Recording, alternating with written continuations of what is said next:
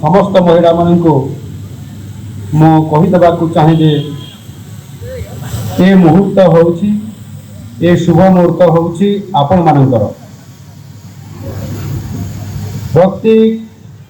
ओडिशार महिला को निजर स्वप्न पूरण करने सुजोग प्रदान करने सह स्वीकृति प्रदान करने होउछि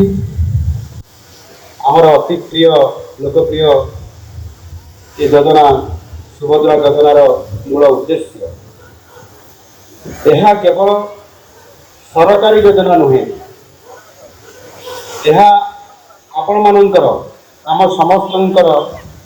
एक अस्मितार परिचय हम एवं यह सहित प्रत्येक ओडिशार महिला मानू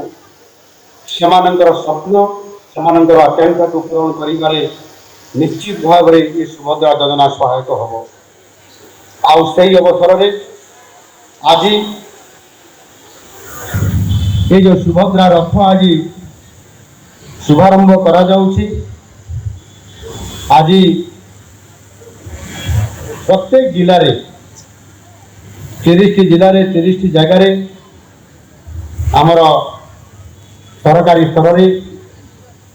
सरकार समस्त नेतृत्व माननीय उपमुख्यमंत्री मंत्रिमंडल समस्त सदस्यवृंद सांसद वृंद विधायक वृंद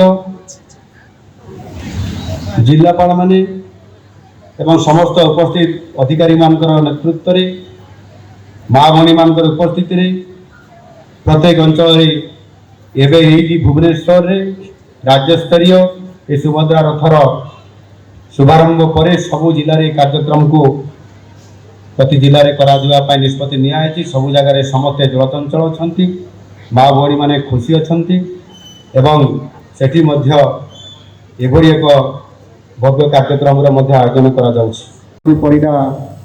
महाशया आम सुख दुखर साथी भुवनेश्वर विधायक बाबू सिंह महाशय आम Bhubaneswar municipality corporation mayor Shrimati Sulochana Dev महाशया आम ओडिशा सरकार मुख्य शासन सचिव मनोज आहूजा महाशय डेवलपमेंट कमिशनर अनुगर्ग महाशय एवं ये कार्यक्रम को आज सफल करने दिन राति परिश्रम करी आग को नौथुवा आमर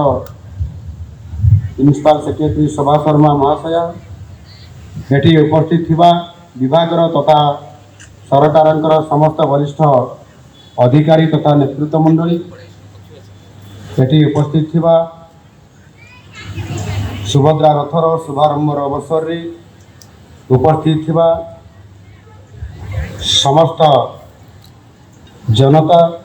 तथा नारी शक्ति को शुभेच्छा जणाइबा सहित मु आपण मानकु समस्त को आज ये सुभद्रा रथर शुभारंभ अवसर रे आपण मानकु समस्त को स्वागत और अभिनंदन जनाऊँ।